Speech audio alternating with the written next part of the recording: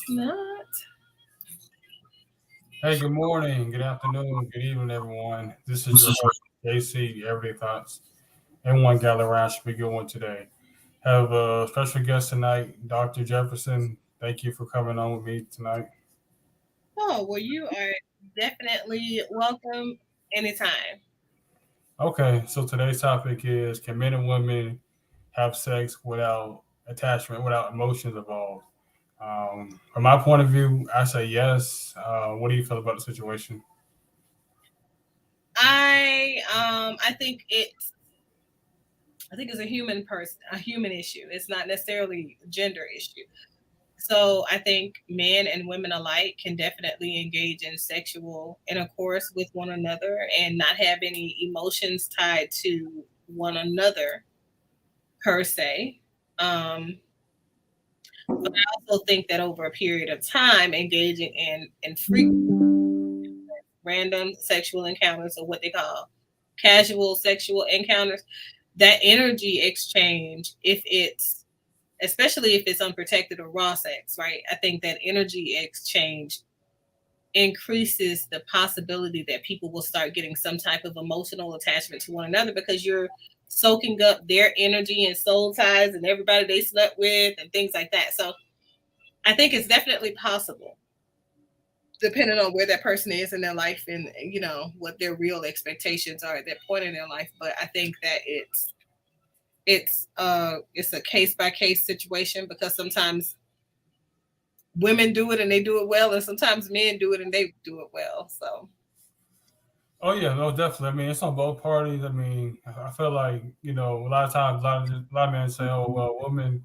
they get attached from sex, get emotionally drained as far as they can't just have sex with a man and like not get attached." But like I said, it really is on both parties. I mean, I feel like people do it all the time. So depending on where you're at in a relationship, I mean, you just want to hook up, you just want to have a good time.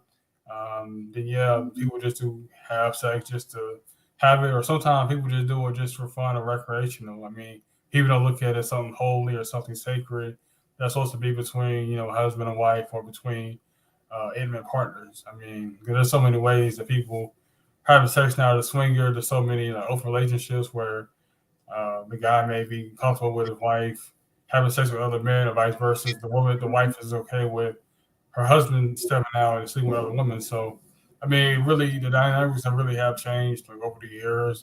So you really have to be just mindful of that. yeah, they have. Do you think it's more acceptable now though for people to have random sexual encounters? Do I think it's normal? Yeah, I think it's normalized these days. I mean, 'cause I feel like nowadays, especially those in their 20s, I just feel like a lot of them just want to have a good time, family benefits. You don't really want to see. Um, I've seen like a poll like where some random guy was asking some woman on the street like, "Hey, you guys want a relationship?" He was like, "No, I don't want a relationship. I just want a good time or family benefits." I just feel like a lot of women, like I said, at this point, they just focus on their school, focus on their career. They're not really focused on marrying and settling down, especially in their 20s, because they don't want to be locked down or having a baby like so early, so early in life. They just want to enjoy life, be free.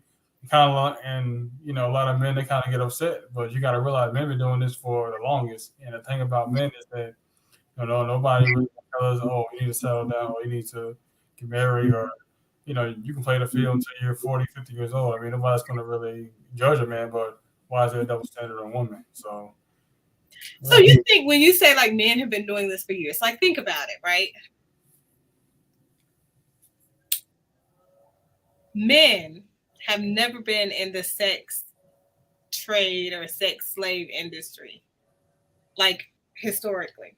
Now you see men being, taking sex workers, being escorts, um, bigelows or whatever, gigolos, whatever you want to call them.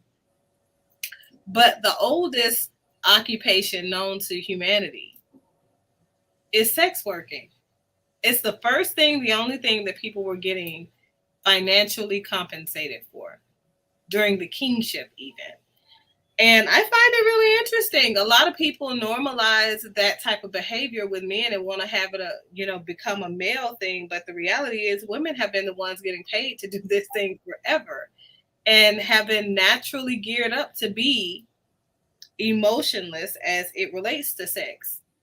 Men have been the ones that are seeking out marriage so that they can have something more of a meaningful alignment and someone to call their own. Because the reality is, when women step out or start doing something else, it definitely bothers that manhood of the man versus a woman. You see women stay in relationships more frequently after infidelity, Yeah, and men don't feel comfortable anymore. They leave because that's true. that's the reason, because a man's feelings are hurt once a woman steps out. So I don't know. I think women are naturally geared up to be the emotionless sex experience gender.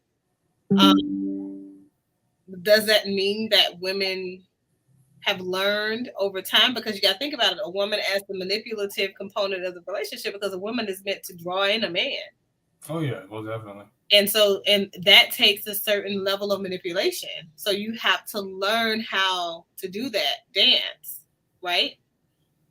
And if you're drawing in a man, you have to also know what and where he's affected emotionally, financially, or whatever.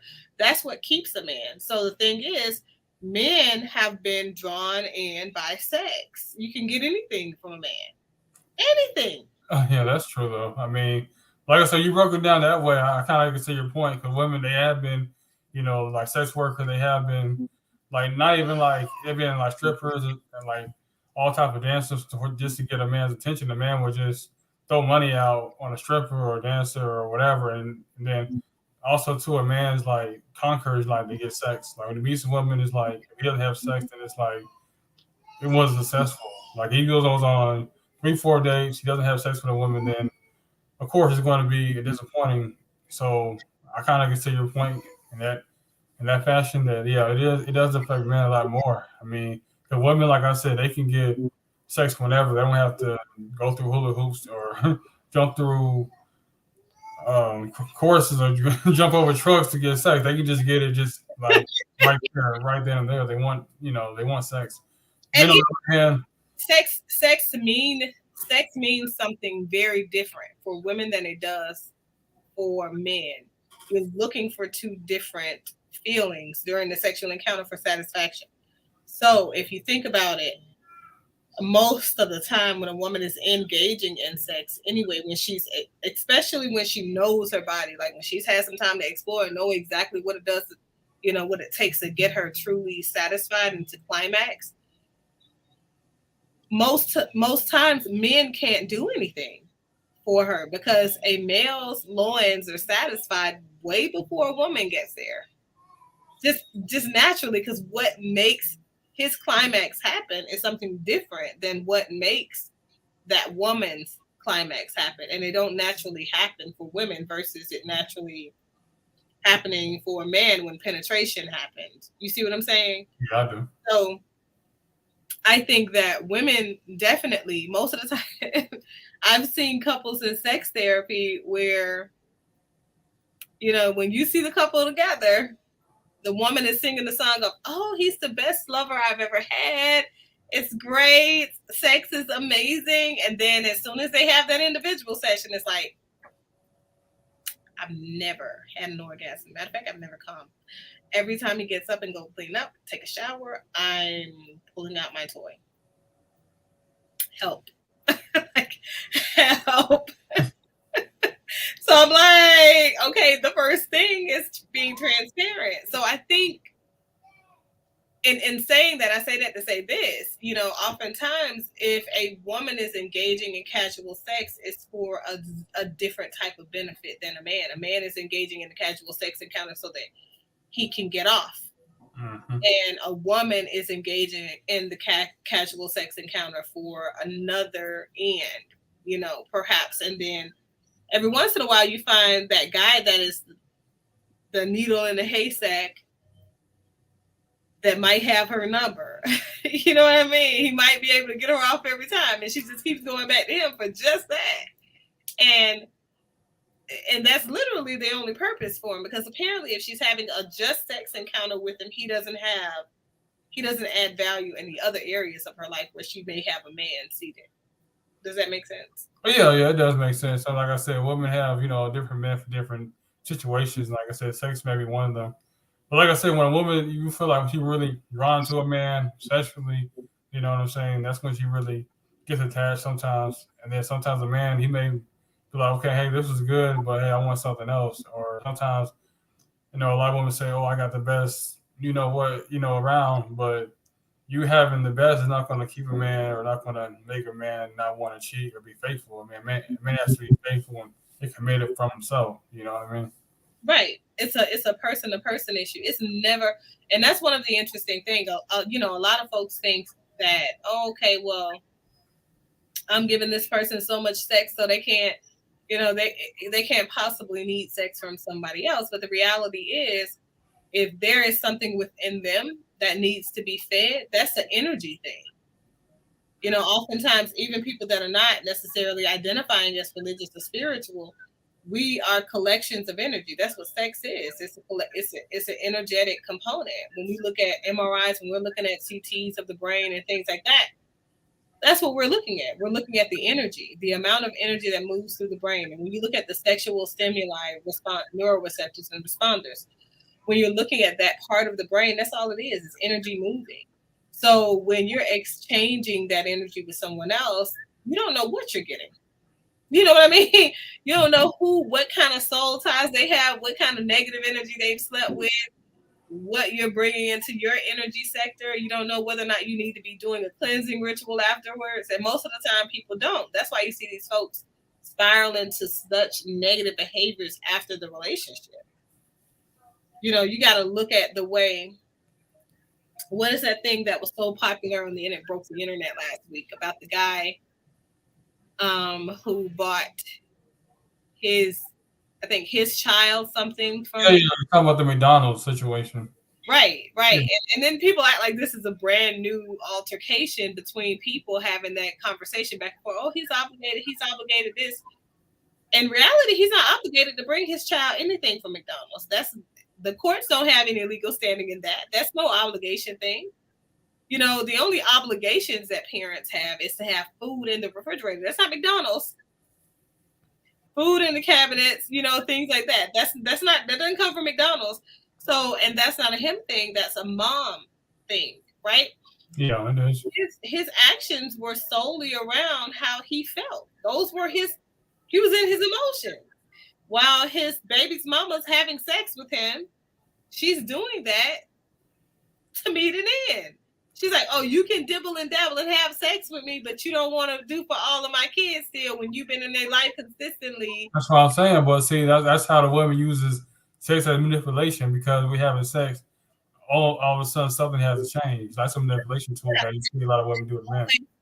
Sex has always been a tool for manipulation, but relationships, the give and take in relationships, when you think about it, the way that men enter relationships, men have a natural inclination or natural expectation based on gender roles to be the protector and the provider, right? Yeah. A woman has the natural inclination to be the producer and the multiplier. So the thing is, if we're producing outcomes for you, being your peace, giving you insight that leads to you going out making conscientious decisions, and we're taking your money, multiplying it, putting it to where it goes, and having your babies, carrying your baby, these kinds of things in a relationship, right? If we're holding space, we're not doing that for free. We're doing that for that exchange. Sex is a part of that process. So it's about an exchange. It's mutual exchange. You protect me, you provide for me, and I give you what you need. I'm your peace. I'm your sanctum. So it's almost like if sex is not for a woman satisfaction wise in a relationship, you gotta think about what else could she be gaining? That's what she's gaining. Whatever her end game is what she's gaining from that sexual encounter. And it's sad because a lot of times it is just a McDonald's meal or a Chick-fil-A meal or something like that. But I think that the women and the men, and especially in American culture, have lost sight of what truly needs to be valued in one another.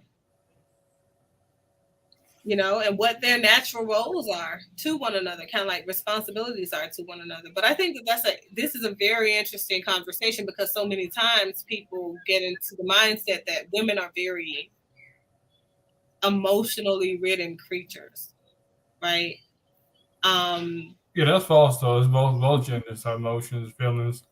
yeah, yeah, But I mean, women, like I said, you want to go biblically. I mean, are like the weaker vessel. It doesn't mean that the man doesn't have feelings. It just like if we just hold it, just share it a lot differently. We like to hold it inside. We don't really like to express it, but we do have emotion. We do have feeling. We do cry. We do get angry, mad, sad. We have all the above. It's just we don't express it all the time. yeah, because society doesn't normalize welcoming that expression for men. And literally that's the issue. That's the only difference. But I think for women do learn very toxic behaviors as to how they are heard, or how they, make it clear to the other person if they want to be heard. And sometimes that's the piece that for me is, it's the thing that I really feel so sad for, because that's what I see tearing families apart, um, and creating a rift in communication between Black men and women.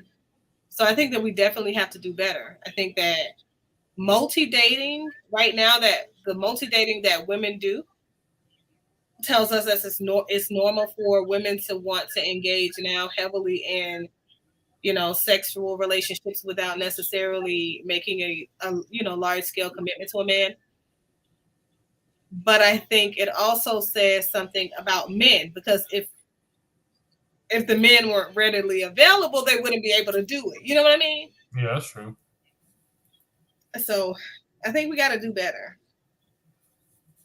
Oh yeah, most definitely. I do feel like men and women do gotta do a lot better job as far as just if you're trying to build a relationship. I mean, everything just can't be off of sex or lust, or you can't be like, okay, I'm gonna take care of my kids if I can hit something, I can hit it again. You know what I mean? Some baby fathers do to their baby mamas.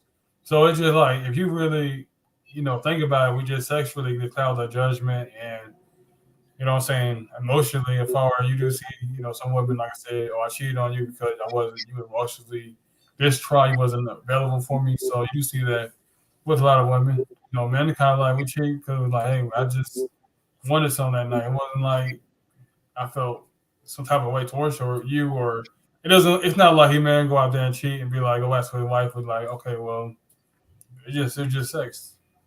Because I don't think it really is ever really personal toward the person. Even when people cheat, you know, um, I've never seen it be a real, like when we get to the bottom of it, like even in therapy, like I never see anything reflective of the person. Sometimes the relationship is unstable, right? Mm-hmm. Sometimes the expectations are unclear, or whatever, or what it looks like for them to do other things like swinging and, stuff that couples engage in because they think that that's going to save their marriage. But I've never seen a person go out and cheat, and when they actually are honest with themselves and the dissonance leaves the room, the answer is, oh, my partner made me do it, or my partner did this or that. It's normally poor communication tactics over the years that they were learning, or observing behavior from the people that were responsible for modeling healthy relationships and communication in their family of origin, or something like that. And I feel like we've got to do a better job at calling a thing and say, hey, I never knew that I was supposed to be this level of committed to a person, right? Because what they showed me in their actions is that they were very okay with me having this level of engagement with the opposite sex, or with the same sex, or whatever. Because I've had couples come to me and they say, I've had men say, well, Dr. Jefferson, I wasn't cheating because it was a man, and I'm married to a woman. So how am I cheating on her? Oh wow, I mean, So then I just go back to the pragmatics of healthy relationships. And that's like, what were your boundaries when you first established your relationship, your courtship? What were your expectations? What were you looking to get out of this relationship? The first thing is they're expecting mutual exclusivity. That's not that's not gender specific. So yeah, I mean, it's not gender So specific. I feel like if you guys want to go that way, that's something that need to be discussed. I mean, you don't just go out on your partner and be on a down low, or vice versa. You just gotta communicate that. You try to see if your partner is open to that. You know. Hmm. Yeah, because even these sex without the official relationship title, right? It's still a relationship. A lot of folks are calling it an entanglement now, but it's still a type of relationship. It's the nature of communication between people, a mutual agreement between two people, where something is given and something is received from the other. Whether it's you talking, whether it's you feeling, whatever you feel and expressing that to them, texting, sexting, whatever it is. I think that we just have to be more mature as individuals before we start engaging in sex, because the thing is, sex requires maturation, Mm-hmm. requires people to know fully their body, their needs, their desires, and their limits. And a lot of folks do that before they even know those things. That's what is beyond me, you know? So, Yeah, that's true. That's true. yeah. But those are my thoughts. I feel like men and women alike both have the ability, and not only the ability, capability, and they do it every single day. It's a normative thing where they're engaging in sex without the emotional connection that we see develop in those complicated relationships. I think that when the emotional confusion piece comes up, it's due to the fact that you start doing other things outside of that original arrangement. Mm-hmm. So it's like, okay, we're only gonna have sex. We're friends with benefits, and the benefit is sex, and the benefit for you is I give you weekly allowance, or I give you money, or I take care of your bills, blah blah blah. And then you start going on dates, Yeah. start going to dinner, start going to the movies, start introducing them to the people, to your family. That's why I think things get confused. So I think as long as people are keeping it, Within the boundaries. yeah, I think that nobody will catch feelings, because feelings aren't even made to be there. Like, it's not a part of that equation, that interaction between the two of them. Oh yeah, like I said, when you let's say you try to say further benefits, or one night stand, and then you try to go beyond that, then that's when confusion goes on both ways. So that's when you're not on the same path. Right. Like people, I talk about it all the time, the one night stand thing. If it's a one night stand, why do you have a phone number? You shouldn't know a number, a name, or anything like that. That's truly a one night stand. You don't know anything about that person. You couldn't contact them if you wanted to, because it's a literally, what is his name? Jamie Foxx, blame it on the alcohol. Yeah, yeah, yeah, that's true. Blame it on the alcohol. You wasn't there for that. She wasn't, he wasn't there for that. It's nothing. But yeah, though. On the street, you wouldn't know. But yeah, though. Anything else? Anything else you want to add before we wrap this up? No, that's it. That's it. That's my perspective. I'm interested to know what the insights of the people out there that review this video on the replay. I want to know what they think, and some of the rules that they have established for their past or current entanglements. Oh yeah, most definitely. You want to see how people's response is. Some people, I'm just gonna wait for the Lord, or some people are okay with sex, or some people feel like, my body's a temple. I just want, nobody can really get access to me. So, like I said, there's a lot of people that has it's on the fence, yes or no. So, it's always good to have these kind of conversations. And like I said, I appreciate you joining me tonight. All right. Well, thank you for inviting me on, and I look forward to kind of following up on the video. I'm glad that you shared the YouTube link on my Facebook as well, right? Yeah, I believe so. Yeah. Okay, well, I will check it out and check out the comments and everything. And you guys stop by Life Discussions with Dr. Jefferson one day and check out one of my shows. Follow me. I don't get on too frequently right now because this is one of the busier times of the year for me, but I definitely will every once in a while have the accountability conversations on my platform. So I will be seeing you guys later. Thanks for having me on. All right. Thank you so much. No problem. Bye bye.